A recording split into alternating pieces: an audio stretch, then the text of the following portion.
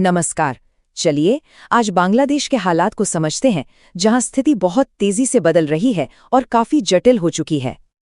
पिछले कुछ दिनों से बांग्लादेश से जो खबरें आ रही हैं वो बहुत चिंताजनक है।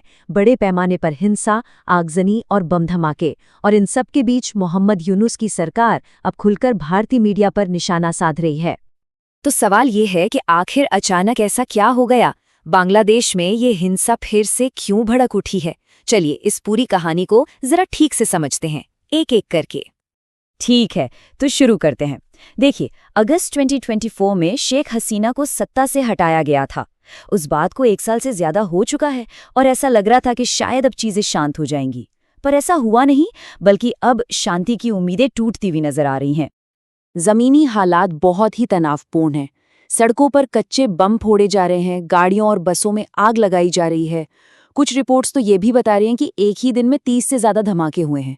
स्थिति इतनी खराब है कि स्कूल्स को ऑनलाइन क्लास चलानी पड़ रही हैं और पूरे देश में भारी सुरक्षा बल तैनात कर दिया गया है। अब सवाल ये कि इस ताज़ा हिंसा की सबसे बड़ी और इमीडिएट वजह क्या है?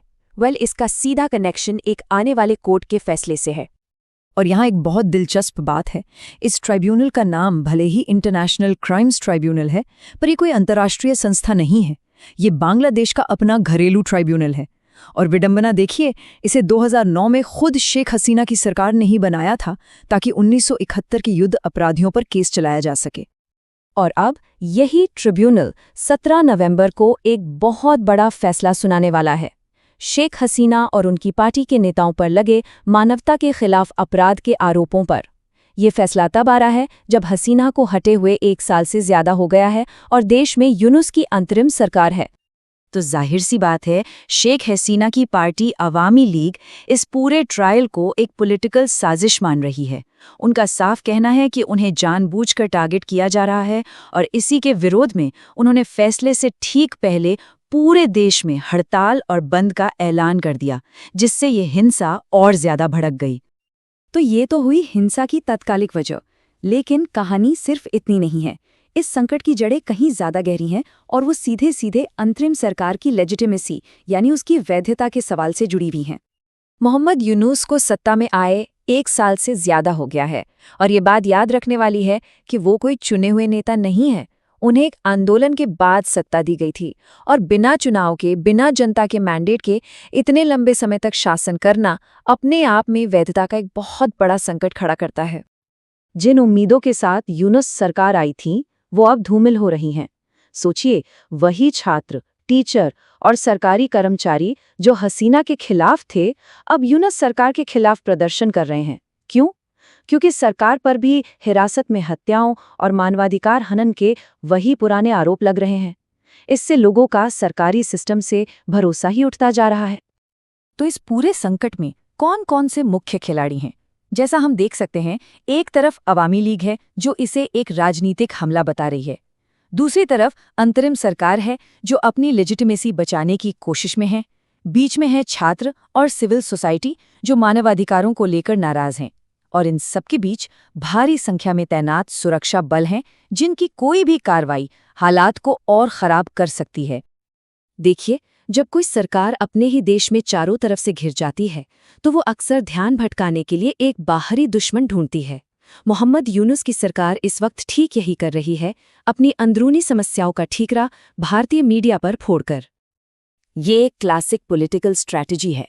अपनी लेजिटिमेसी का संकट हो, आर्थिक परेशानियां हो या मानवाधिकार हनन के आरोप, इन सबसे ध्यान हटाने के लिए सरकार भारतीय मीडिया पर राजनीतिक दखलंदाजी और दुष्प्रचार फैलाने का आरोप लगा रही है।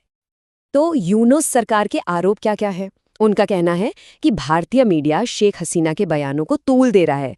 वो बांग्लादेश में हिंदुओं पर हमलों की झूठी खबरें फैला रहा है और जानबूझकर दुनिया में बांग्लादेश की छवि खराब करने की कोशिश कर रहा है। पर यह मामला सिर्फ भारतीय मीडिया तक ही सीमित नहीं है। ये एक बड़े पैटर्न का हिस्सा लग रहा है। पिछले 1 साल में बांग्लादेश के अंदर 167 पत्रकारों की मान्यता रद्द कर दी गई है।